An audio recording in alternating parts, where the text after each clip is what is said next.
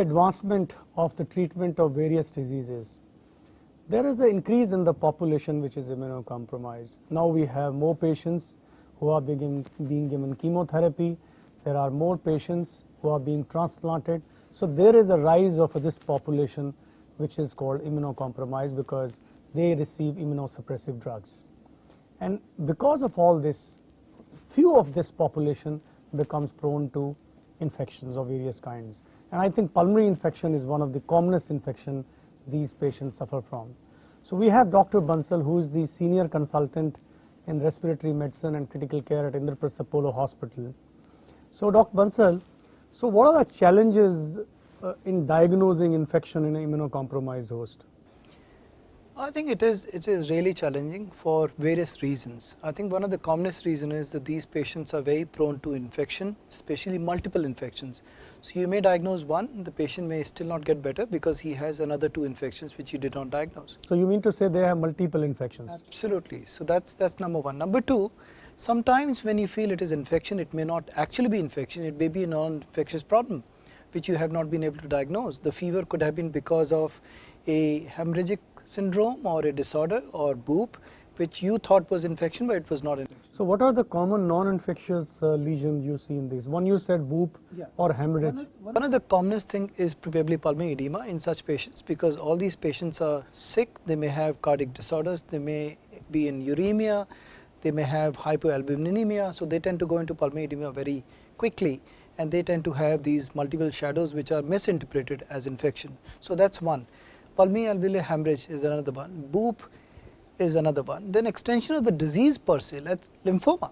I mean you thought that this was a new infection but probably it was just lymphoma spread into the lung which is causing. So I think once a person has a fever or a new shadow, the first question one should ask is that whether it is non-infectious. Absolutely. So what are the other challenges you feel?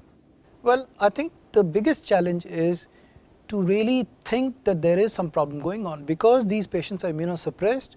Most of the symptoms are delayed because of muted immune response. When they reverse actually, then they start getting into fever, cough, multiple shadows, and then you actually realize that they have infections and by the time sometimes it is too late. So that is one problem, that the presentation is delayed and the identification of these infections is also delayed simultaneously. So basically these patients have multiple infections, they have non-infectious lesions, and sometimes same person may have 2 infections. So these are the challenges which a treating physician. So Dr. Bansal, let's say that the person has some pulmonary lesions. So what kind of samples or blood or what initially you will send in such a patient? Okay, we always say something like routine investigation should be sent in all such patients, which is including the complete blood count to look at the total leukocytic count as to what it is, because neutropenia may be an important feature in these patients. Thrombocytopenia may be another important feature to signify whether the patient has bled into it or not, followed by something simple like sputum cultures and sensitivity and blood culture and sensitivity. These are the initial tests which you send in all these patients, followed by a good chest X-ray. The chest X-ray is very, very important because it can show you some shadows which are indicative of particular infections. Like if you have multiple nodules, then you know that this is either Aspergillus, Cryptococcus, or probably tuberculosis, or maybe sometimes sarcoid, very rare. But many times these patients may not have any lesion on the chest diagram. Absolutely. Because of the immunocompromised status. And we are coming to that if the patient is worsened because of some reason and you can't find any reason, the tendency to do CT scan in such patients should be very, very quick. The CT scan can show lesions, low threshold for doing a CT scan. That's the word I was looking for. So suppose there is a pulmonary lesions and you decide that you want to do a bronchoscopy. Most of these patients may not have any specimen or a sputum to send for. So what is the role of bronchoscopy and what are the tests one should send, because simple BAL may not be enough many times. Absolutely, absolutely. Yeah, I think initial test, if they prove to be non-diagnostic, then in all pulmonary lesion, bronchoscopy should again have a very low threshold. Starting from sample like BAL to protected specimen brush, which may be diagnostic in patients, let's say PCP in HIV patient, it's virtually 100% diagnostic. If you find a histoplasma in Ball specimen, it is 100% diagnostic of histoplasma. Similarly, if you have Aspergillus, almost 60 to 70% sensitivity is there, though the specificity may be as low as 30%, but it is still diagnostic. You know, in these patients, even if you isolate any fungal, you need to treat rather than a patient who is immunocompetent, you don't treat. You think, because in these patients, sometimes whatever you isolate, you have to treat in these patients. I would agree with you. So you have to send BAL, and BAL should be sent for the routine aerobic, fungal, nocardia, the PCP, quantitative cultures, or sometime I think the BAL galactomannan is also a very good. I was coming to that in Aspergillus, the sensitivity of BAL galactomannan is very, very high, and I think wherever it is available, one should actually do as a priority to find out, especially immunocompromised patients, especially the bone marrow transplant patients who have very high propensity to get into Aspergillus infection. No, Dr. Bansal, the sensitivity and specificity of lung biopsy is very high, and the clinician mostly are reluctant to do a lung biopsy. What's your experience and what do you recommend? Yeah, I think I would agree there with you, because all these patients are critically ill. Most of these patients are hypoxemic.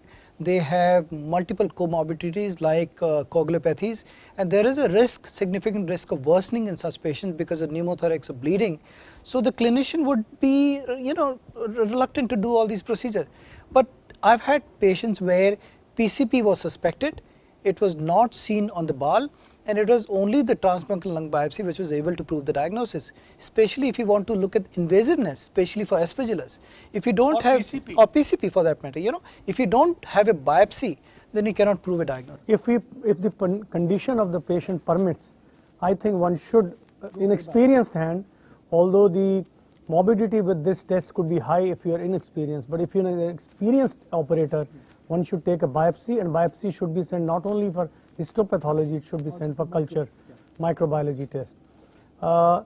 Bansal, the another thing which I want to ask you is that suppose there is an infiltrate in the chest, you are a clinician, and the patient is critically ill, he is in septic shock. Many of these patients who are transplanted, they are immunosuppressive drug. You think they should stop immunosuppressives? Because most of the time the transplant surgeon is reluctant, and they say that unless you reduce it, it is very difficult to tackle the infection in these patients. I would agree with you. The philosophy has to be that you can only treat a living patient, you cannot treat a dead patient. So if the patient is living, which means that you have to decrease the immunosuppression so that your antibiotics can work properly. Otherwise, you may not have a patient actually. So you have to decrease immunosuppression in such patients. Sometimes stopping may not be necessary, but just decreasing, especially the steroids, make a lot of difference, especially in things like Aspergillus infection, in parasitic infections, strongyloides. Decreasing steroid has a major role. Okay. Now, most of the time, when these patients present to us, you send all the samples, they don't tell you, and the sputum doesn't tell you, the BAL doesn't tell you. So what is your initial treatment in such a patient who is presented to you with a fever and a pulmonary infiltrates, and the tests are not helping? So I think the treatment in all such patients has to be empirical, because these patients are severely immunosuppressed. Gram-negative infections still remain one of the commonest infections, though patients where the central line was involved, patient where skin and soft tissue infections there, patient who have had abdominal surgery, and patient who have had pneumonia with sepsis, probably gram-positive is as important. So you need to cover the gram-negative, mainly the anti-pseudomonal, and also if you suspect gram-positive because of the lesions which I told you, then you need to cover the gram-positive, which means you start with a broad spectrum, send the cultures, try and make a diagnosis. Once you make a diagnosis, then you can de-escalate your therapy to a specific So you have to cover for the probable organism in that patient, and most of the time you have to cover for aerobics, and if the patient doesn't respond, then you cover for fungal, and depending on your guess, you have to empirically treatment. Absolutely, there are studies. And I think one should try and keep on making an attempt to make a specific diagnosis. Only then you can de-escalate treatment. Anything else you would like to about regarding the management of infections in the immunocompromised patient? There are certain additive things which can be done, things like giving globulin therapy, gamma globulin therapy in these patients. Do you have any experience regarding that? I have limited experience, but you know, if you look at the literature in But some there of is the very little evidence for sure. using these modalities. So basically the management of infection in an immunocompromised host involves the knowledge about the immunosuppression, the knowledge about the most probable infection, and you must make an attempt to make a specific diagnosis to give the specific treatment so that most of your patients get well. Thank you. Thank you, Doctor.